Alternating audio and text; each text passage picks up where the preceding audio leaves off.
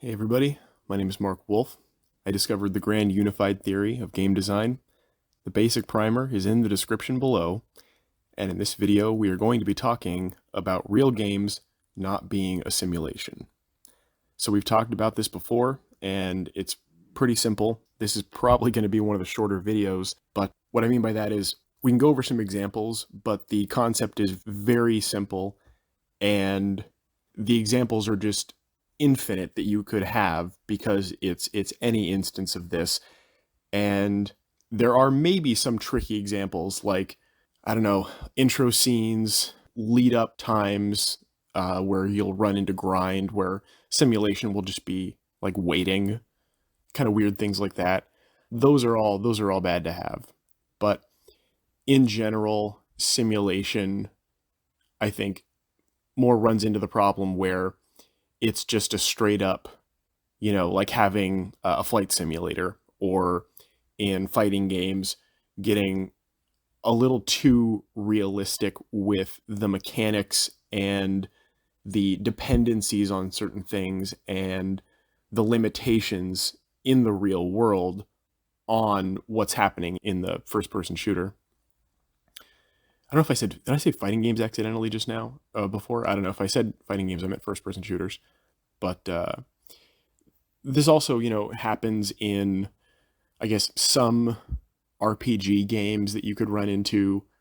But the basic concept that is important to understand, aside from examples, because there really isn't a way to do this correctly because it's something not to do very specifically. And the reason that you don't have simulation in games, and the reason that simulation is not a game, is because it is very explicitly making something that doesn't have game value.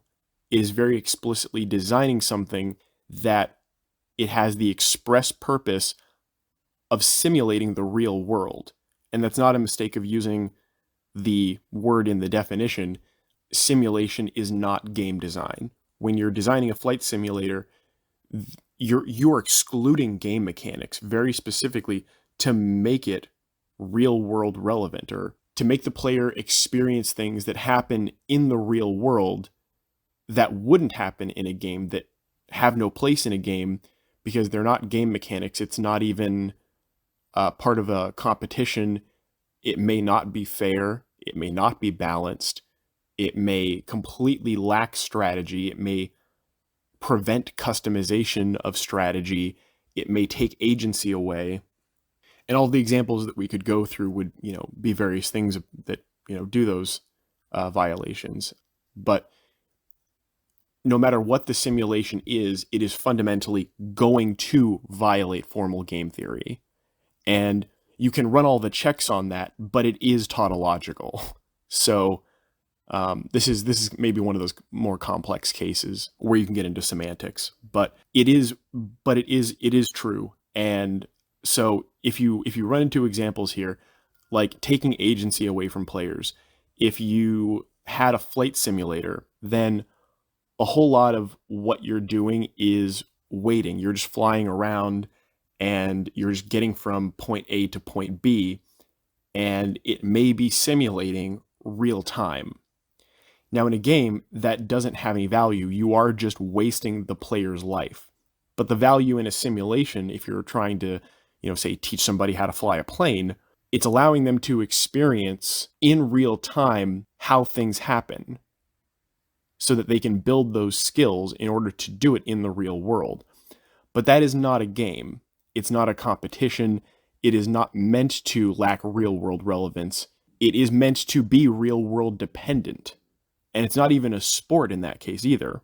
It is meant to test skills that are physically dependent and that have real world relevance. Do you know how to navigate?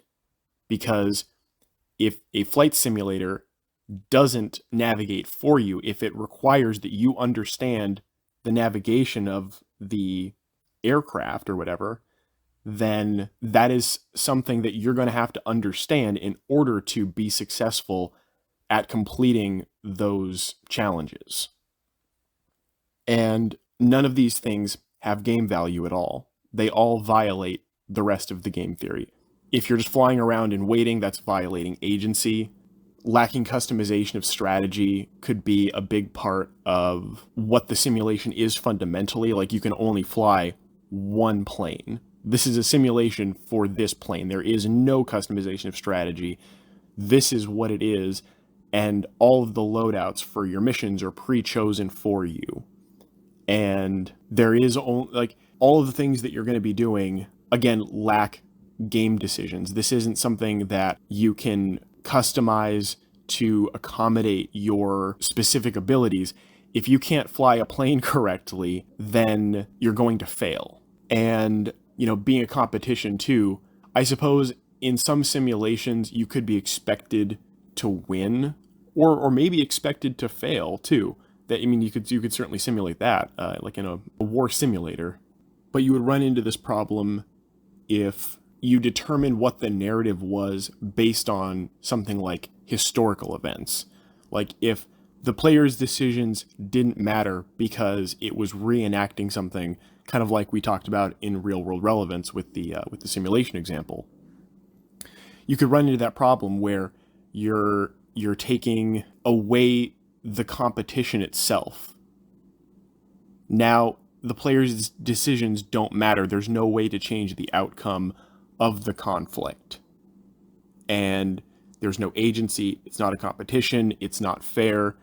It may also not be balanced. There's a whole bunch of things that are happening here in order to make it real-world relevant to be a simulation. And that's actually probably the good distinction to make in connecting those two ideas, is having real-world relevance achieves simulation in some cases. Obviously, that's not the case for something like being pay to win in a trading card game, but that is relevant in first-person shooters and a whole bunch of things that just simulate the real world. But so long as that's done in game mechanics and in narrative that doesn't take agency away from the player, that doesn't actually affect the outcome of the game, that doesn't affect whether or not the skills and actions alone of the players determine victory. And so for every single point, we can always come back to the fact that any theory violation undermines the game itself, undermines it being a competition, undermines it being fair. And all of these things mean that the player's decisions alone determine the outcome. And the reason that that's important isn't some kind of like first cause, like ontological fallacy question or something like that. It simply is that their decisions do not matter. When you violate formal game theory, the result is that it simply wastes people's time. It's wasting life. It's taking moments away from them. It is giving them, in some cases, things that just hurt them or that put them in financial straits, make them, addicted to gambling, depending on what you have.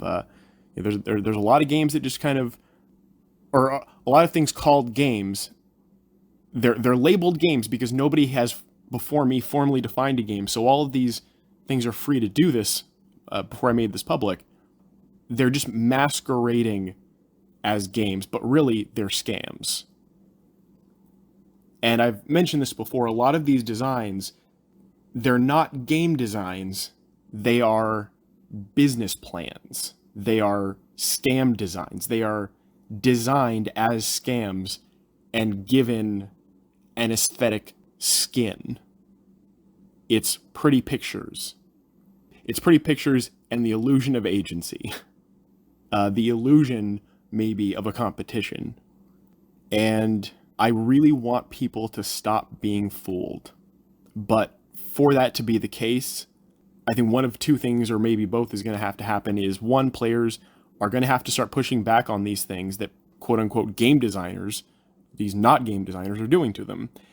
Or number two, other designers besides me are going to have to acknowledge that they don't know how to design a game, to learn formal game theory, and to start making real games.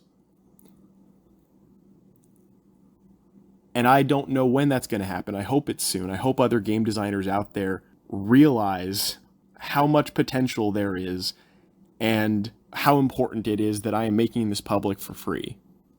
I really hope you understand the gravity of the situation here, game designers. And players too, but I don't think players are going to realize it until they actually see a market shift. But I hope that's soon. So I'm going to cut it off there. We've got a lot going on. Sorry, that's why there's been a delay in videos, but I'm going to try and keep getting these out relatively quickly to stay consistent. And thank you very much for watching. Thank you very much for listening. I hope you learned something.